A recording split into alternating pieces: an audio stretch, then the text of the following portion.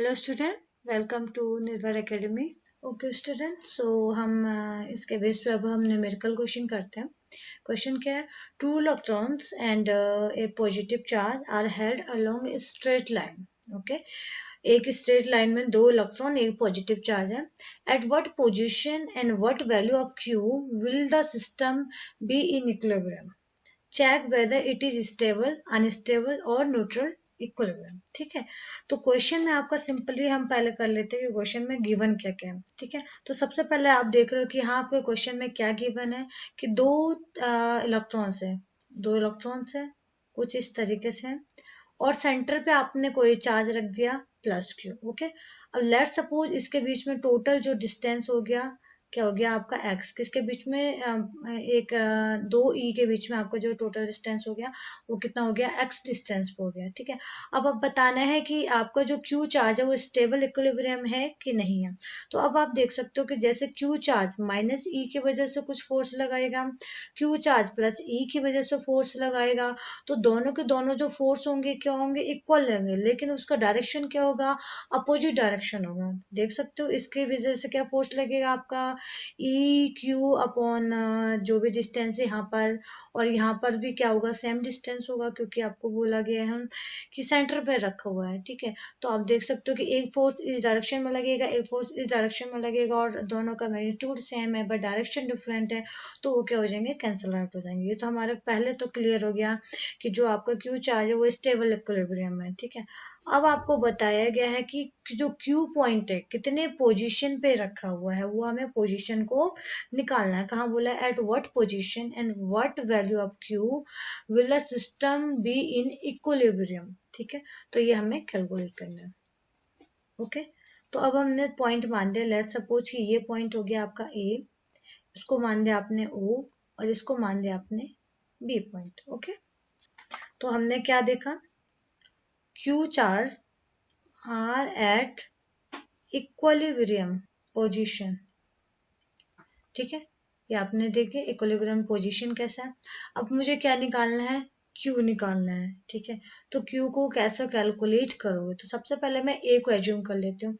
ए पे total force कौन सा लगेगा, आप देख सकते हो कि क्यू की वजह से ए पे फोर्स लगेगा, इस माइनस ई की वजह से ए पे फोर्स लगेगा, बट ये क्या आपका स्टेबल इक्विलिब्रियम है। आपका ऑलरेडी हमने पहले डिस्कस कर लिया कि स्टेबल इक्विलिब्रियम है, तो अब हमें क्यू निकालना है। ठीक है, तो आप निकाल सकते हो total force at A, total force at A कितना आएगा, एफ ऑफ ए आपका क्या होना चाहिए, बेसिकली आपका क्या होना चाहिए, जीरो, क्योंकि due to stable equilibrium. Okay, तो निकाल दो एफ ऑफ ए पे क्या आएगा आपका, F of A O plus F of A B, दोनों के दोनों क्या होना चाहिए आपके, जीरो के इक्वल होना चाहिए। तो सबसे पहले निकाल लो एफ ऑफ ए ओ, कितना आ जाएगा आपका, 1/4 पाई एप्सिलॉन नॉट, ई क्या आएगा, माइनस का ई क्यू।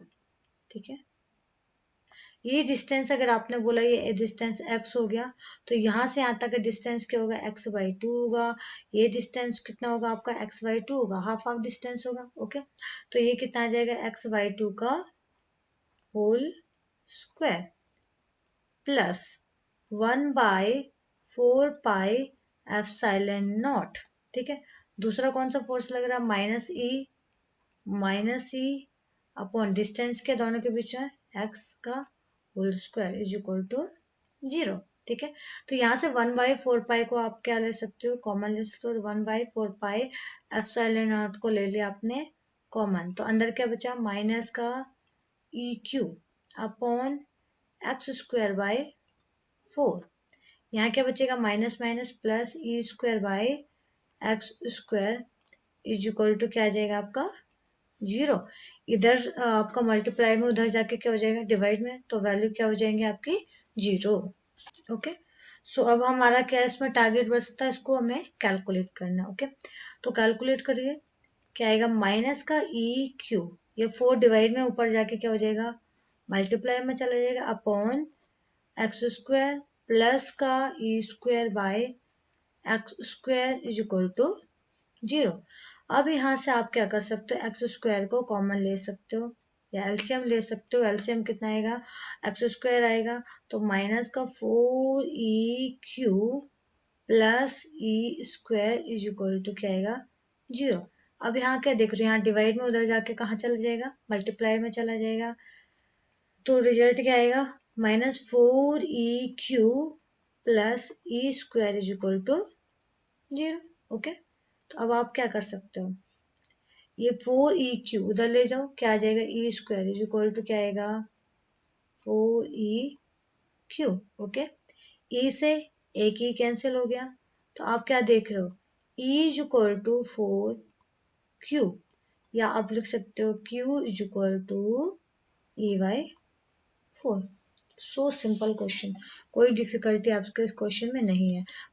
ओके, सो हम यहाँ पर से हमें कैसे पता चल गया था कि स्टेबल इक्विलिब्रियम है, वो हमने दोनों जो तीनों चार्जेस उनके बीच में फोर्स को निकाल के हमें पता चल गया कि आपके जो चार्जेस है स्टेबल इक्विलिब्रियम की कंडीशन में, तो आप इजीली उसमें क्यू की वैल्यू कैलकुलेट कर सकते हो।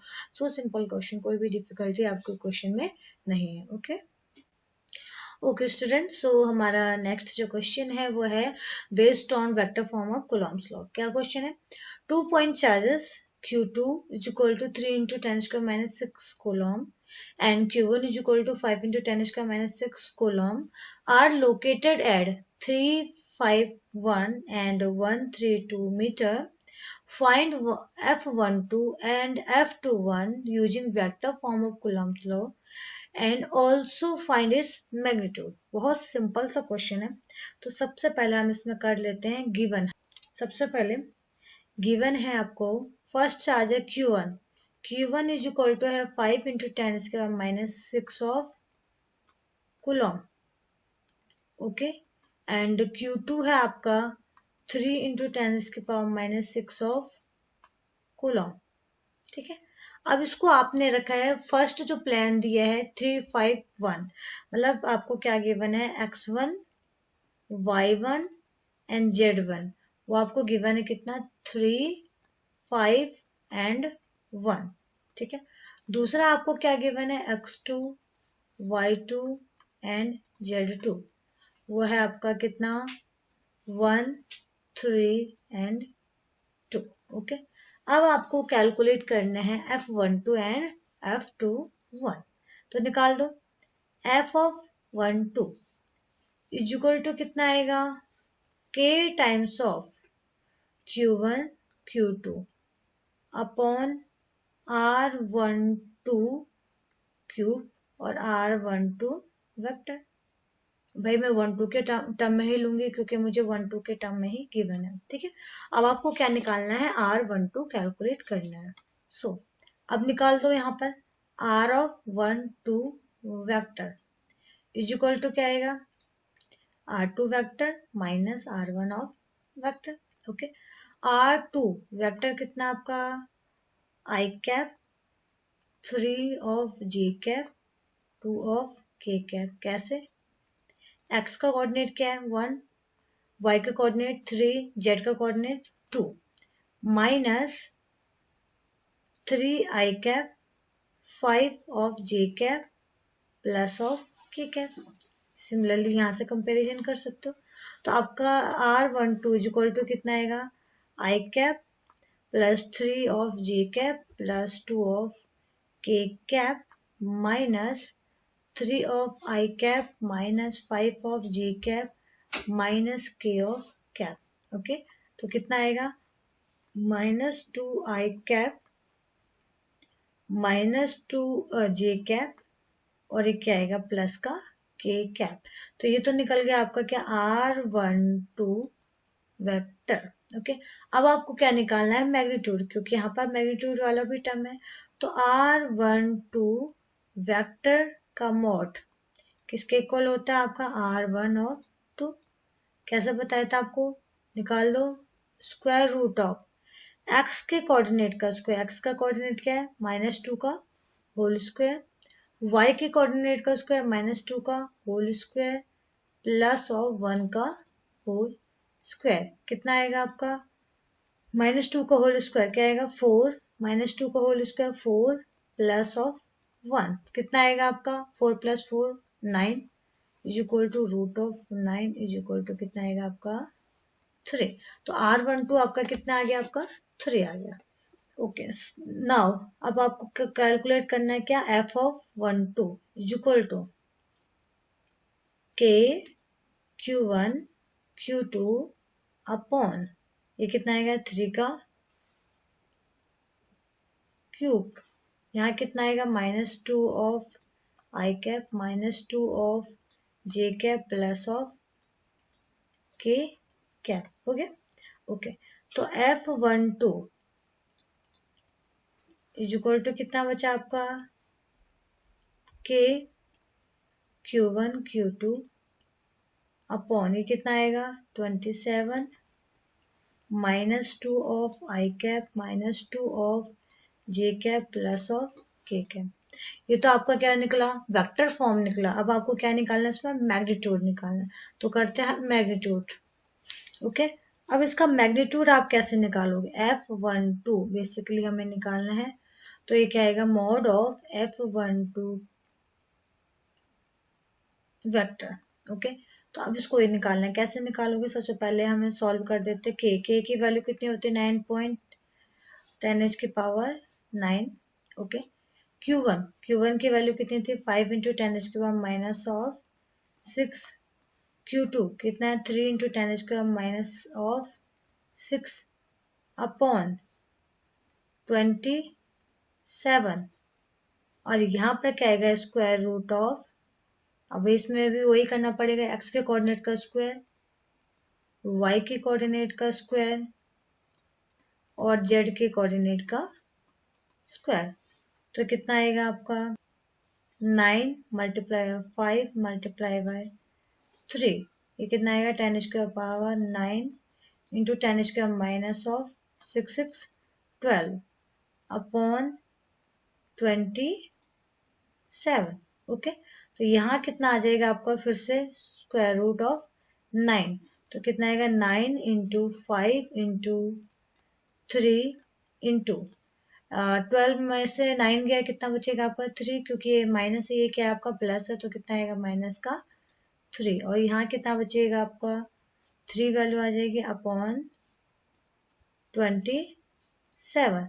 तो इससे आपका ये कैंसिल आउट। तो रिजल्ट क्या बचेगा आपका 15 × 10⁻³ यह आपका आएगा 0.015 न्यूटन।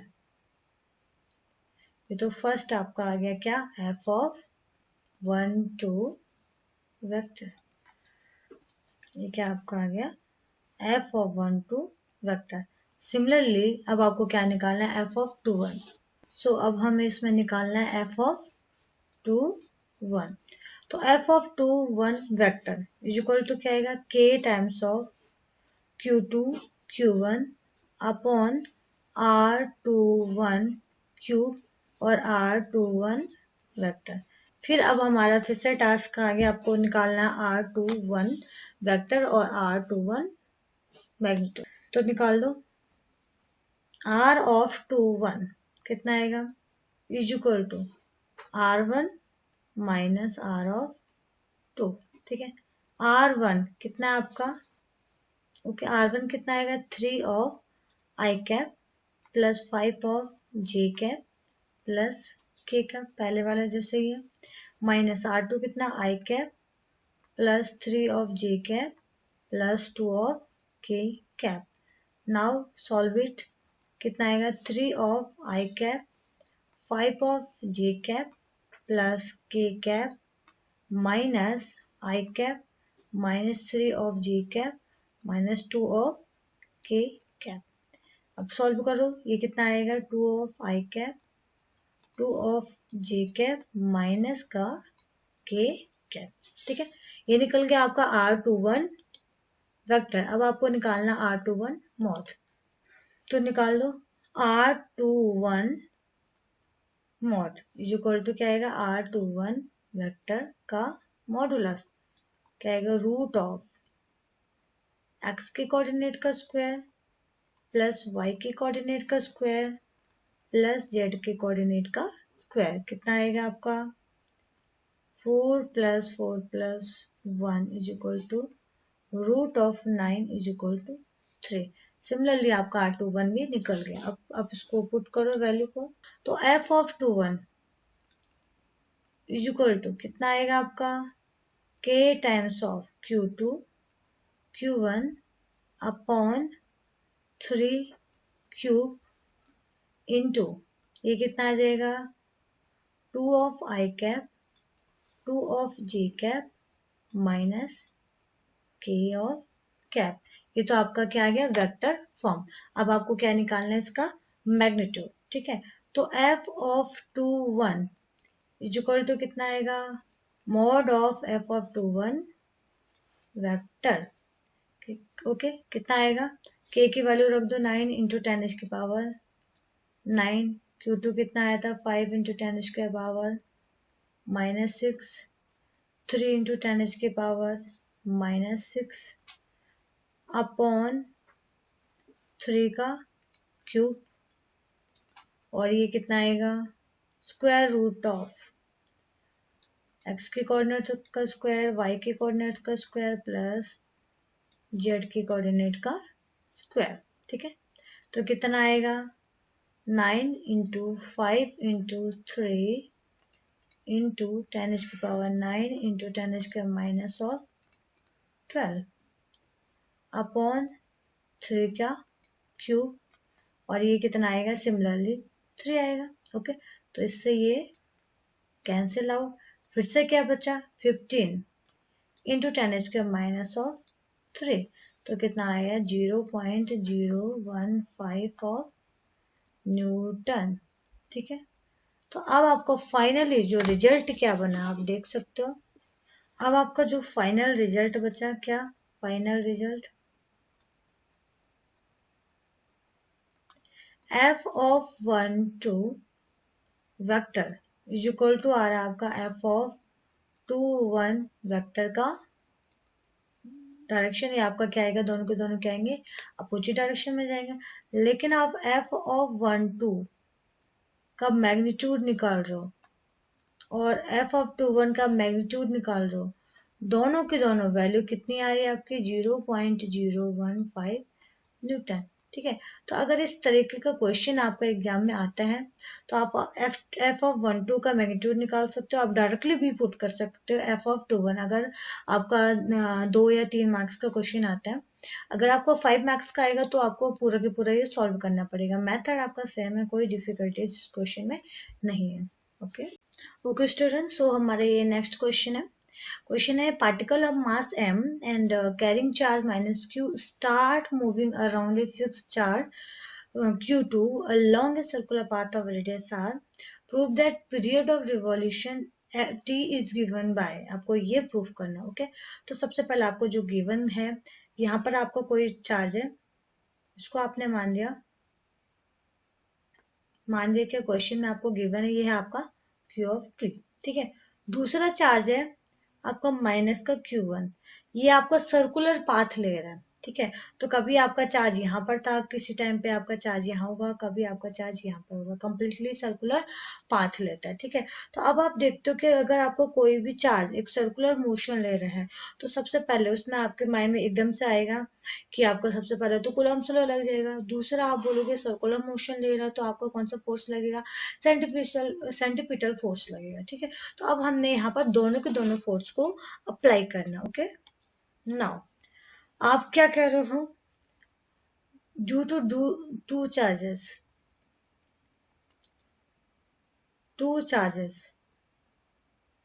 कौन कौन से चार्जेस है आपका माइनस का Q1 and plus of Q2। Force क्या आएगा आपका यहाँ पर मैंने ले लिया कूलॉम्ब फोर्स, वो कितना आएगा K Q1 Q2 अपॉन इसके बीच का आपने डिस्टेंस मान दिया, लेट सपोज r डिस्टेंस है तो क्या हो जाएगा r²। मैग्नीट्यूड लेके चल रहे हो इसका, ये तो क्या है आपका डायरेक्शन के टर्म में है। मैग्नीट्यूड लेके चल रहे हो तो मैग्नीट्यूड क्या आएगा F = कूलॉम्ब क्या आएगा, K times of Q1 Q2 upon R of square. ठीक है, ये आपका आ गया कूलॉम फोर्स। ठीक है, इसको आप मान सकते हो इक्वेशन ऑफ फर्स्ट, इसको मान दिया आपने इक्वेशन फर्स्ट। ओके, अब आप ले सकते हो इसमें कौन सा, सेंटीपिटल फोर्स। तो जो दूसरा फोर्स आएगा, क्यों, कौन सा, ड्यू टू सर्कुलर मोशन, जो फोर्स आएगा उसको आप बोलोगे सेंट्रीपिटल, सेंट्रीपिटल फोर्स। ठीक है, वो क्या होता है आपका mv² बाई r, ये चीज आप देख चुके हो। ओके, इसको आपने मान दिया इक्वेशन नंबर सेकेंड। नाउ आप क्या कर सकते हो, दोनों के दोनों फोर्स को क्या कर सकते हो, कंपेयर कर सकते हो। ठीक है, क्योंकि दोनों के दोनों जो फोर्स लग रहे हैं किस पे लग रहे हैं, Q1 पे लग रहे हैं, किसकी वजह से लग रहा है आपका, Q2 पे, Q2 की वजह से फोर्स लग रहा है। ठीक है, तो सबसे पहले जो सेंटीपिटल फोर्स है उसको हम क्या करते हैं, सॉल्व करते हैं। आगे कैसे, आपने देखा कि कोई भी बॉडी आपका सर्कुलर मोशन लेता है तो उस केस में जो आपका लीनियर वेलोसिटी आएगा, क्या, लीनियर वेलोसिटी क्या लेता है, v से रिप्रेजेंट करते हो। Linear velocity is equal to होता है r ऑफ ओमेगा। ठीक है, वेर r क्या आएगा आपका, रेडियस आएगा, एंड ओमेगा ये क्या आएगा, एंगुलर वेलोसिटी, एंगुलर वेलोसिटी। तो आप यहाँ पर ओमेगा की वैल्यू यहाँ पर पुट कर सकते हो। ओके, दूसरा आपने बोला कि अगर ये ओमेगा आ रहा है, अगर ये कंप्लीटली एक सर्कल कंप्लीट कर रहा है तो उस केस में जो एंगुलर वेलोसिटी होगा ओमेगा, वो किस में कन्वर्ट हो जाएगा, 2π/t। ठीक है, और वेर t क्या होगा आपका, कंप्लीट साइकिल, कंप्लीट साइकिल, या इसको बोल सकते हैं टाइम पीरियड। ओके, अब ये जो वैल्यूज है आप इसको इक्वेशन नंबर सेकंड में पुट कर सकते हो। तो अब आप क्या देख रहे हो, F of centripetal, centripetal force कितना आ जाएगा, m, v की जगह क्या लोगे आप, r ऑफ ओमेगा का होल स्क्वायर अपॉन r। तो इसको मैं मान लूं, ये लेट सपोज ये हो गया आपका f ऑफ 2, इसको मैंने मान दिया लेट सपोज ये हो गया आपका f ऑफ 1। ठीक है, तो f of 2 is equal to क्या आएगा, m r square omega square upon r। तो ये कितना आएगा, m r omega square. Okay, अब फिर से कर सकते हो, f of 2 is equal to क्या आएगा, m r, ओमेगा की वैल्यू कितनी है बेटा, ये है आपका 2π/t का होल स्क्वायर। तो कितना आएगा, m r 4π² by t of square. तो ये आपका आ गया f ऑफ 2। तो ये आपका आ गया equation number third. Now compare equation first and third. क्या आएगा, compare equation first and third. तो आप क्या देखोगे, F1 इज इक्वल टू आएगा आपका f ऑफ 3। ठीक है, F1 कितना आपका 1/4πε0 Q1 Q2 upon R of square. ठीक है, और ये किसके इक्वल होगा, 4π² m r upon t square. Okay, अब आप क्या करो, क्रॉस मल्टीप्लाई करो, टी स्क्वायर को इधर ले जाओ, बाकी सारी क्वांटिटी को किधर लाओगे, इधर लाओगे। ठीक है, तो T square is equal to क्या आएगा, 4π² m r multiply by 4πε0 r square upon Q1 of Q2। ठीक है, तो कितना रिजल्ट आएगा आपका, 16 pi of cube m ε0 r of cube आएगा अपॉन Q1 और क्यू टू, या मल्टीप्लाई करो, देखो आपका रिजल्ट क्या आएगा, T square is equal to, तो टी इज इक्वल टू क्या आएगा, 16 pi square M epsilon naught R cube upon Q1 and Q2, ठीक है। ओके, सो ये हमारे क्वेश्चन में गिवन था, तो ये हमने कैलकुलेट कर लिया। तो आप क्या देख रहे हो, left hand side is equal to क्या रहा आपका, राइट हैंड साइड, या इसको बोल सकते हो कि आपको फाइनली रिजल्ट क्या हो गया, हैंस प्रूव्ड।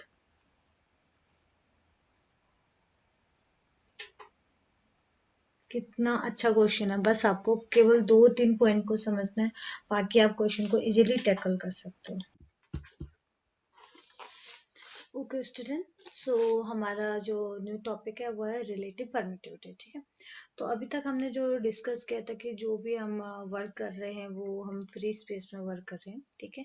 लेकिन अगर उन्हीं चार्जेस को मैं किसी मीडिया के अंदर रख दूं तो तब आपका परमिटिविटी कैसे चेंज होगा, तब आपका फोर्स कैसे चेंज होगा, अगर हम सेम चार्ज को रखें किसी मीडिया के अंदर, ठीक है।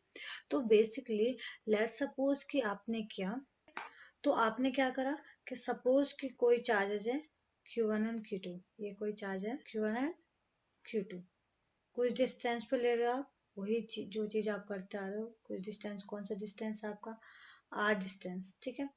ये चार्ज आपने कहाँ रखा है, फ्री स्पेस में। इस पे अगर आप फोर्स निकालोगे तो फोर्स कितना आएगा, इसको आप रिप्रेजेंट कर लो F ऑफ नॉट, ठीक है। F of naught is equal to क्या आएगा आपका, 1/4 पाई एप्सिलॉन नॉट। अब यहाँ पर मैं के नहीं रख सकती हूँ क्योंकि यहाँ हम दो मीडिया को कंपेयर करें, तो इसलिए ले लिया मैंने 1/4 pi epsilon naught Q1 Q2 upon R square और R unit data, okay. Similarly अगर यही चार्ज, कौन सा चार्ज है, Q1 एंड Q2, किसी आपने बॉडी के अंदर रख दिया, लाइक एज ये कि मैंने कोई रॉड ले ली, इसके अंदर मैंने ये चार्जेस को क्या रख दिया। अब ये कोई रॉड हो गई आपके, लाइक कैज की कोई कंडक्टिंग बॉडी हो गई या कोई भी बॉडी हो गई, ठीक है। इसके अंदर मैंने ये चार्जेस रख दिया, ठीक है। अब इस पे आपका फोर्स कितना निकलेगा, उसको हमने एज्यूम निकालना है, ओके। तो इस मीडिया के अंदर आपने फोर्स मान दिया, इसको मान दिया F of M. F of M basically होगा फोर्स इन मीडिया, जो आपने मीडिया लिया यहाँ पर, force in media is equal to आएगा 1/4 pi epsilon M Q1 Q2 upon R square और आर ऑफ नॉट, ठीक है। Equation first and equation second, दो इक्वेशन आपने मान लिया, okay. Now come, now divide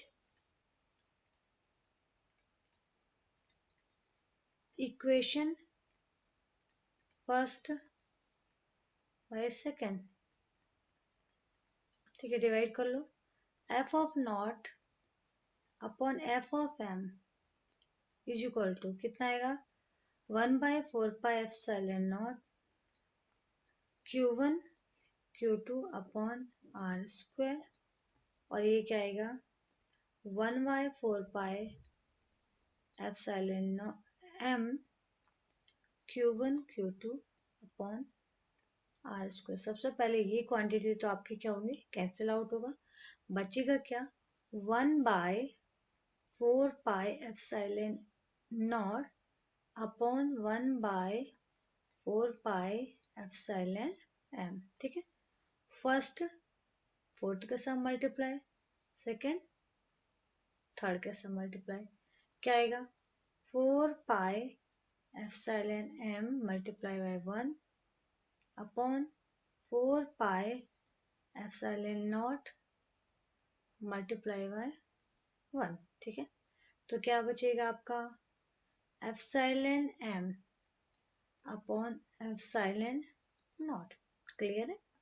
या तो आप ये लिख सकते हो कि F naught upon F M is equal to क्या आ जाएगा, epsilon M upon epsilon naught, और ये इज इक्वल टू होगा 1/एप्सिलॉन r।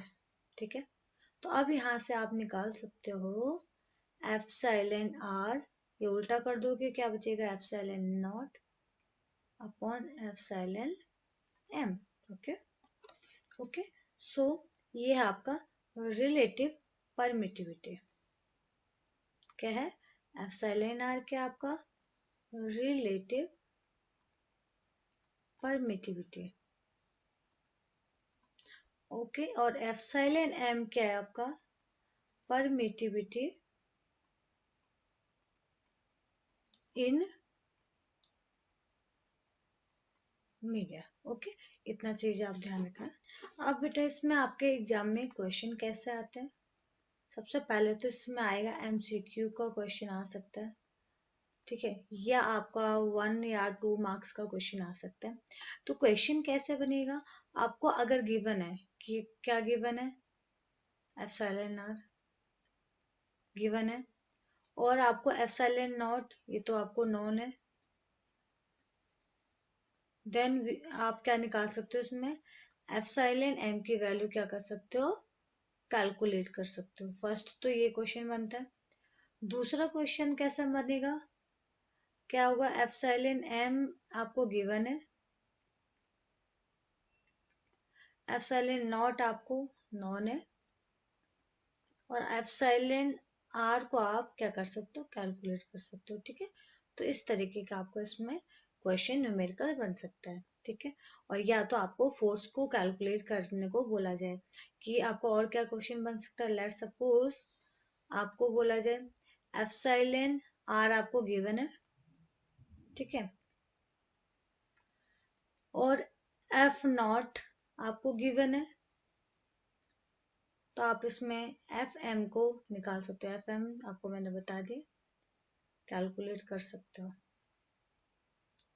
सिमिलरली चौथा क्वेश्चन क्या बन सकता है, कि अगर आपका एप्सिलॉन आर गिवन है और एफ एफ एम गिवन है और एफ नॉट को आप कैलकुलेट कर सकते हो। ठीक है, फिर लास्ट क्वेश्चन क्या बन सकता है, कि एफ नॉट गिवन है, ठीक है, एफ एम गिवन है, और आप एप्सिलॉन आर को कैलकुलेट कर सकते हो। ठीक है, तो इस तरीके के आपके एग्जाम में न्यूमेरिकल क्वेश्चन इसके बेस पे बन सकते हैं। कोई डिफिकल्ट टॉपिक नहीं है, सिंपल सा टॉपिक है, जस्ट आपका कंपैरिजन किया है दो मीडिया का। ठीक है, तो ये आपका था रिलेटिव परमिटिविटी। स्टूडेंट, हमारा जो नया टॉपिक है वो है फोर्स बिटवीन मल्टीपल चार्जेस। ठीक है, अभी तक आपने जो स्टडी किया है वो आपने देखा है कि दो चार्जेस है उसके बीच में किस तरीके से फोर्स लग रहा है, चाहे हम मीडिया चेंज कर रहे हैं या हम फ्री स्पेस में वर्क कर रहे हैं, तो उस केस में आपने फोर्सेस कैलकुलेट किए थे। ठीक है, यहाँ पर आप कंसिडर कर रहे हो मल्टीपल चार्जेस। मल्टीपल चार्जेस का हर एक जो चार्ज है एक दूसरे पे इफेक्ट डालेगा, तो अगर हम हर एक का टोटल फोर्स निकालेंगे तो वहां पर आपका कॉम्प्लिकेशन क्रिएट हो जाएगा। तो हमने यहाँ पर बेसिकली करना है कि कोई एक पर्टिकुलर चार्ज ले लिया, उस पर्टिकुलर चार्जेस पे और जो चार्जेस हैं उसका कितना इफेक्ट आएगा। ठीक है, और उस पर्टिकुलर चार्ज को बोलोगे आप टेस्ट चार्ज। ठीक है, तो जहां पर भी आपको निकालना है कि एक चार्ज पे फोर्स निकालना है तो उसको आप कंसिडर करोगे टेस्ट चार्ज। ठीक है, तो आपका ये कुछ डायग्राम कुछ इस तरीके से दिख रहा होगा, ये का ओरिजिन है, ये है एक्स, ये वाई और ये जेड। ओके, आपने कोई टेस्ट चार्ज ले लिया, यहाँ पर रखा हुआ लाइक है जो उसका क्यू नॉट टेस्ट चार्ज है। दूसरे आपने चार्जेस ले लिए Q1 और Q2, Q3, Q4, Q5, Q6 and Qn। ठीक है, आपने बोला ओरिजिन से Q नॉट तक की डिस्टेंस आपने ले लिया R0, ओरिजिन से Q1 का डिस्टेंस R1। सिमिलरली और चार्जेस का डिस्टेंस भी कैलकुलेट कर सकते हो, मीन्स इसमें एज्यूम कर सकते हो। ठीक है, तो ये हो गया R4, R5 and R of n। Okay, अब उसके बाद आपने बोला कि ये तो आपने ओरिजिन से डिस्टेंस निकाल लिया, अब आपको ये भी तो पता होना चाहिए कि जिस चार्ज पे आप फोर्स निकालो तो अदर चार्जेस का उस टेस्ट चार्ज से कितना डिस्टेंस है। तो इसलिए आपने मान लिया क्यू नॉट का R1 से डिस्टेंस आपने मान लिया R01, ठीक है। सिमिलरली Q2 से डिस्टेंस मान दिया R02, Q3 से डिस्टेंस मान दिया आपने R03। इस तरीके से आप सारे चार्जेस का डिस्टेंस को मेंशन कर सकते हो। ओके, तो ये हमारे कुछ इस तरीके से डिस्टेंसेस आपने मेंशन कर दिए। तो ये हो गया R0, ये हो गया R0 N। ओके, अब आपको क्या करना है, इन सारे के सारे चार्जेस का आपको क्यू नॉट पे फोर्स निकालना है। तो लिख दो, suppose Q not is test charge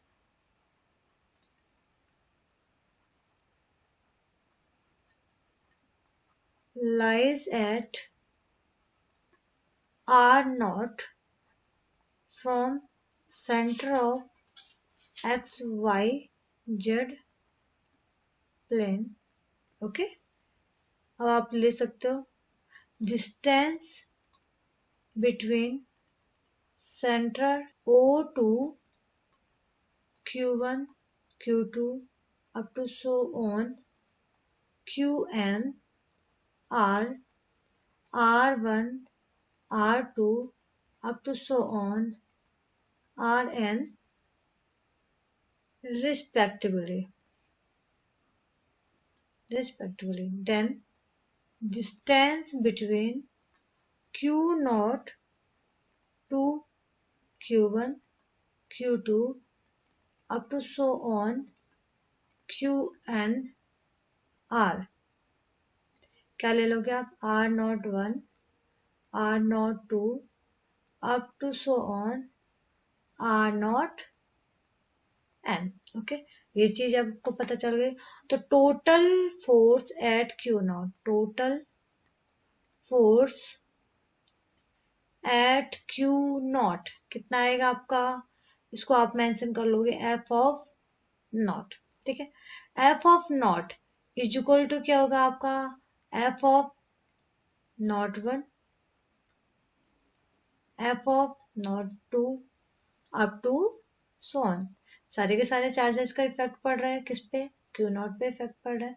तो अब आपका टास्क क्या बनता है, आपको कैलकुलेट करना है F01 F02 up to so on F0N। ठीक है, तो निकाल देते हैं F01 कितना आएगा, K times of Q0 Q1 upon R01 square R01 cap होगा। सिमिलरली आप निकाल सकते हो F02 means force between Q0 and Q2, तो कितना आएगा K times of Q0 Q2 upon R02 square R02 cap up to so on K of Q0 Qn upon R0N square R0N cap निकाल सकते हो। तो अब आप क्या देख सकते हो कि यहां से आप क्या कॉमन ले सकते हो, K Q0 कॉमन ले सकते हो।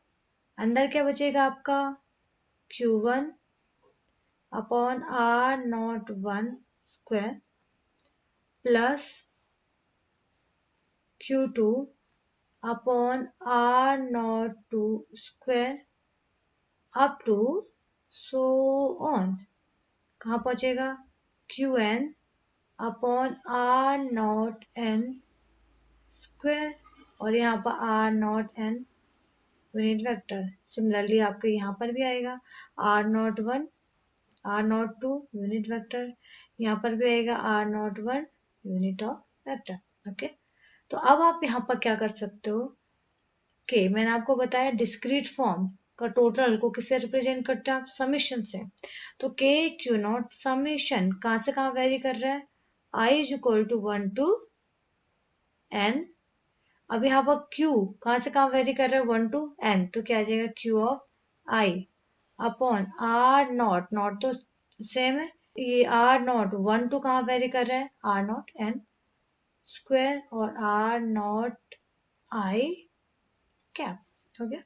तो ये आपका निकल गया total force at charge Q naught. Okay, ये आपका total force at charge Q naught. Okay, अब हमारा न्यू टॉपिक है force due to continuous charge distribution. ठीक है, अभी तक आपने पढ़ा force due to discrete charge distribution in multiple charges, तो सेम आप इसमें कंटिन्यूस चार्ज डिस्ट्रीब्यूशन के केस में भी ले सकते हो। तो ये चीजें आपको मैं ऑलरेडी बता चुकी हूँ कि कोई वायर है, वायर में आप क्या निकालोगे, लीनियर चार्ज डिस्ट्रीब्यूशन, सरफेस के केस में सरफेस चार्ज डिस्ट्रीब्यूशन, वॉल्यूम के केस में वॉल्यूम चार्ज डिस्ट्रीब्यूशन। तो केस हमारा वही है कि एक्स वाई जेड प्लान में आपने वायर रखा है जिसमें आपके चार्ज डिस्ट्रीब्यूट हो रहे हैं कुछ इस तरीके से। ठीक है, लेट्स सपोज कि इसमें चार्जेस जा रहे हैं plus Q plus Q plus Q. ठीक है, उसका क्यू नोट पे इस लीनियर चार्ज डेंसिटी या इस वायर में जो चार्ज फ्लो हो रहा है उसका क्या इफेक्ट पड़ रहा है, हमें वो बेसिकली यहाँ पर कैलकुलेट करना है। ओके, सो जो फर्स्ट पॉइंट हम निकालेंगे वो क्या निकालेंगे, लीनियर चार्ज डेंसिटी। ओके, सो आप लीनियर चार्ज डेंसिटी कैसे निकाल सकते हो, आपने देखा था कि लैम्डा इज इक्वल टू कितना आया था, D Q by D L, ये आपने प्रीवियस क्लास में पढ़ा था। यहाँ से आप निकाल सकते हो D Q is equal to, या sorry D Q is equal to क्या आएगा, लैम्डा ऑफ डी एल, ये निकाल सकते हो। प्लस आपने अभी फोर्स का फॉर्मूला पढ़ा था, फोर्स इज इक्वल टू क्या था, K Q naught summation of I is equal to 1 to n Q I upon R naught I square, R naught I unit vector, कुछ इस तरीके से निकाला। अब ये जो समेशन है वो किस में कन्वर्ट हो जाएगा, इंटीग्रेशन में कन्वर्ट हो जाएगा। तो यहाँ पर जो टोटल फोर्स आएगा कितना आएगा, एफ इज इक्वल टू के क्यू नॉट तो रहेगा रहेगा, लेकिन ये समेशन किस में कन्वर्ट हो जाएगा, इंटीग्रेशन में, और इंटीग्रेशन में लोगे ऑल डेल्टा ऑफ एल, जो आपने प्रीवियस क्लास में देखा था। क्यू आई की जगह आप यहाँ पर क्या लोगे, आप D Q over R naught I square और R naught I unit vector. D Q को रिप्लेस कर सकते हो किसमें, लैम्डा ऑफ डी एल। तो क्या रिजल्ट आएगा, K Q naught integration all delta L, ये आएगा lambda D L over R naught I square और R naught I unit vector. ठीक है, तो ये आपका टोटल फोर्स आ गया किस पे, क्यू नॉट पे, कैलकुलेट कर सकते हो क्या। तो ये आपका टोटल फोर्स आ गया एट क्यू नॉट। नेक्स्ट आ सकता है आपका क्या टॉपिक आएगा इसमें, सरफेस चार्ज डेंसिटी। निकाल दो फिर, सरफेस चार्ज डेंसिटी। अब वो कैसे निकालोगे, क्या आएगा, आपने टेस्ट चार्ज ले लिया क्यू नॉट, यहाँ पर आपके कुछ चार्जेस डिस्ट्रीब्यूटेड है, take a strip whose length area is D A, कुछ इस तरीके से हमने किया था। ओके, अब इसको आपने कहाँ रखा है, एक्स वाई जेड प्लान में रखा हुआ है, तो रख दीजिए एक्स वाई जेड प्लान में। ओरिजिन से डिस्टेंस क्यू नॉट का क्या है, आर नॉट, और इसका आप ले सकते हो क्या आएगा आपका, आर आई, और ये क्या आएगा, आर नॉट ऑफ आई। ठीक है, फिर से आप निकाल दो फोर्स एट क्यू नॉट, तो निकालो total force at Q not. तो उसके लिए सबसे पहले आपको पता है सरफेस चार्ज डेंसिटी कितना आया था आपका, sigma is equal to D Q by D A, या आप इसको ले सकते थे D Q by D S, दोनों में से कोई भी लिख सकते हो। ठीक है, तो टोटल फोर्स कितना आएगा आपका इस केस में, टोटल फोर्स के क्यू नॉट समेशन की जगह क्या आएगा, इंटीग्रेशन ऑल डेल्टा ए। ठीक है, यहाँ क्या आएगा, D Q over R naught I square और R naught I unit vector, तो कितना आ जाएगा, K Q naught integration all delta A, D Q की जगह पे क्या आ जाएगा आपका सिग्मा ऑफ डी ए या sigma of D S R naught I square और R naught I unit vector.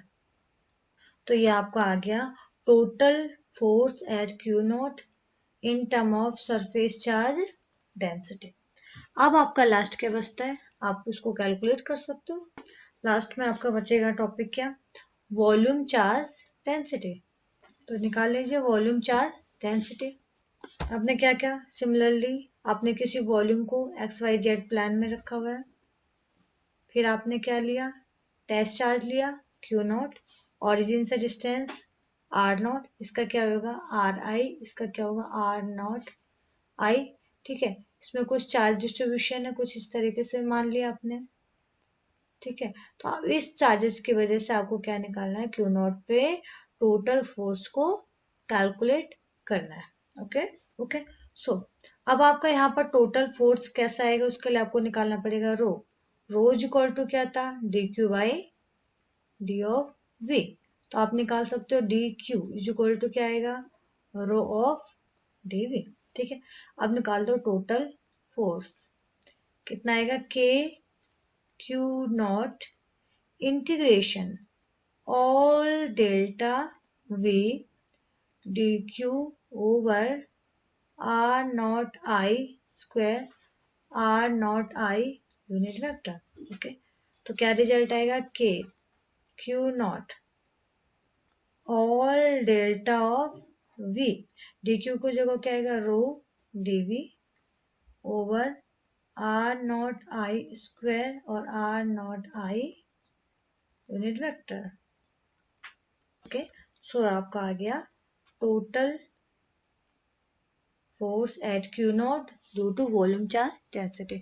तो अब आपने कंटिन्यूस के फॉर्म में भी निकाल दिया, आपने डिस्क्रीट के फॉर्म में भी निकाल दिया। अब ये चीजें आपको फ्यूचर में याद रखनी। ओके।